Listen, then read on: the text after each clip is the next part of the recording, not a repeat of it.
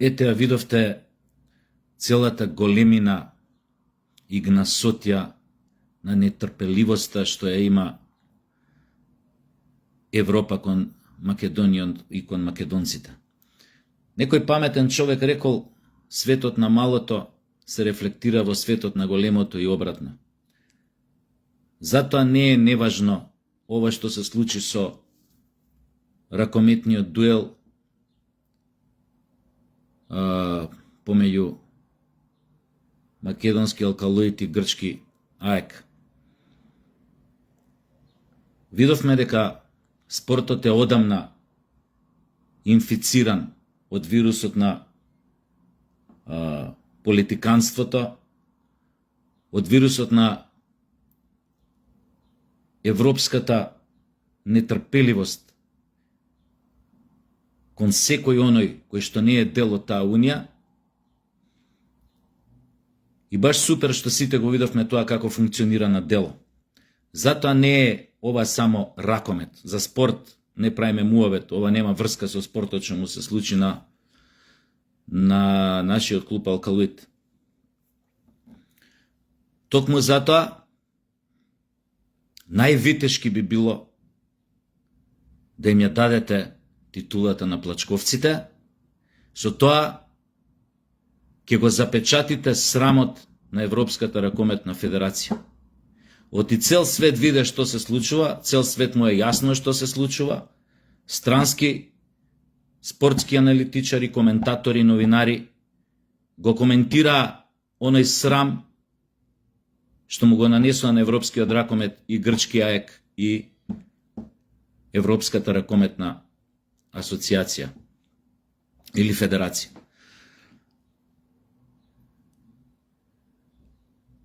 Ништо не ви значи таа титула. Здравје Боже, ако ви е проектот амбициозен, наречен Алкалоид, а имате млади ракометари, ќе освоите вие многу повеќе титули ракометни.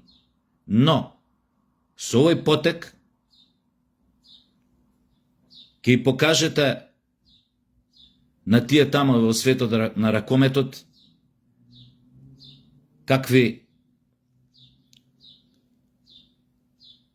ниски форми на живот се и дека не заслужуваат да ја водат таа федерација и дека таа федерација ја турна во голем срам. После ова што се случи, немојте, не си го ставајте таа тежина, тој товар на грб, да излезете на некој надпревар што они ќе побараат да го одиграат, тоест да го одиграте, а може би нема ни да го одиграте на свој терен како што е редот. После ваков скандал, ракометот е умрен. Тој формат каде што настапувавте го изгуби целиот легитимитет. Оти во спортот, од секогаш се знаело во овој екипниот спорт, па и у било кој друг, ако не се појавиш на терен во договореното време, ти службено го губиш над преварот. Срамот е уште поголем за нив, затоа што ги победивте грците на нивни терен во Света Тина, така што безсмислено е после она што го докажавте на терен да се докажувате после едни вакви перипети, едни вакви ниски работи, политикански, со кои што грците успеа со своите лоби групи да ја втурнат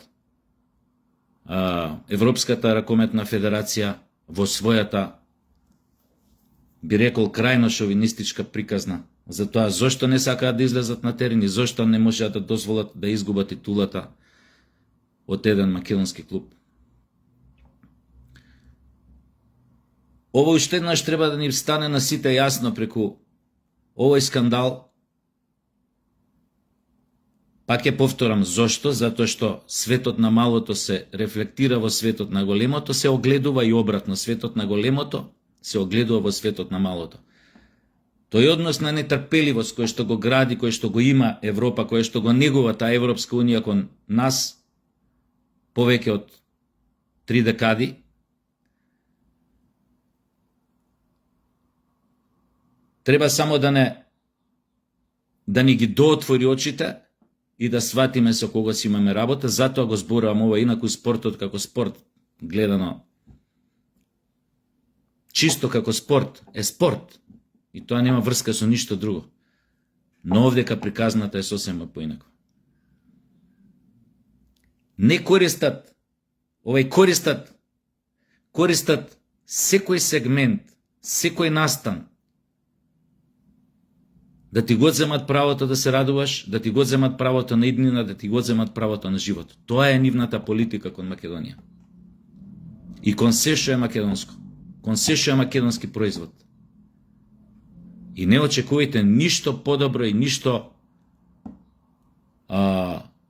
ништо поинакво од ова во наредните години.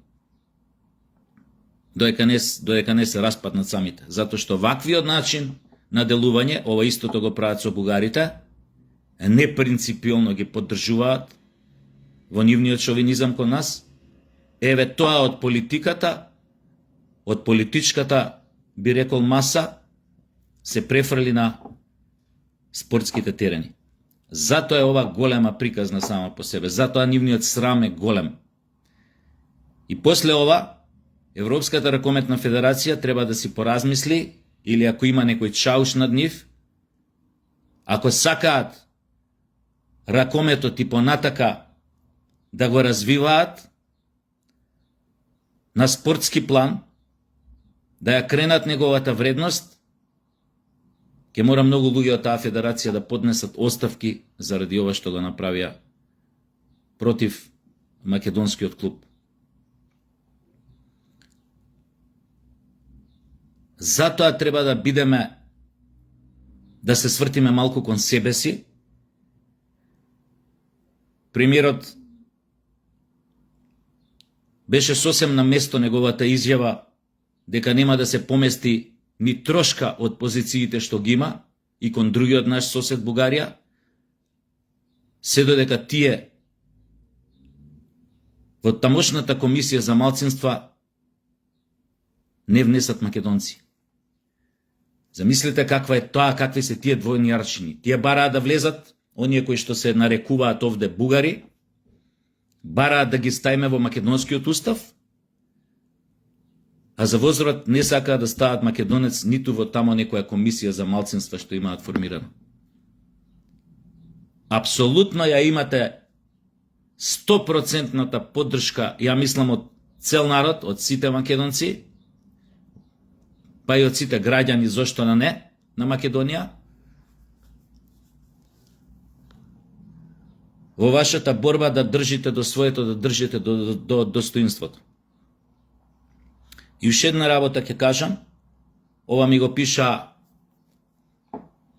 неколку наши од диаспората, луѓе, ќе се обидам да ги цитирам, да парафразирам, пошто ја не сум у таа проблематика, но ме замолија ова јавно да го кажам, а власта да го свати ова ете како допрен глас,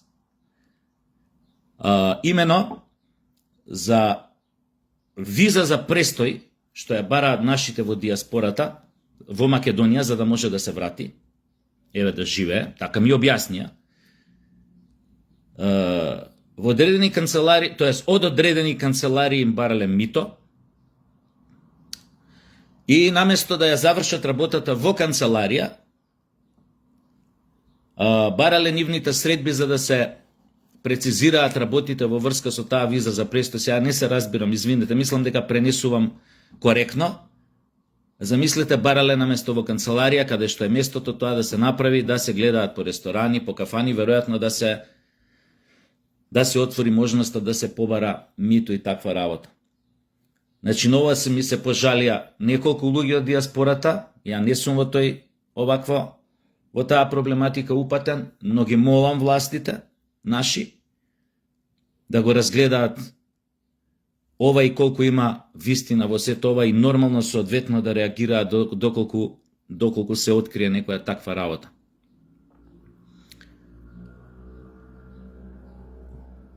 Многу ви благодарам што ме сослушавте и имајте убав ден.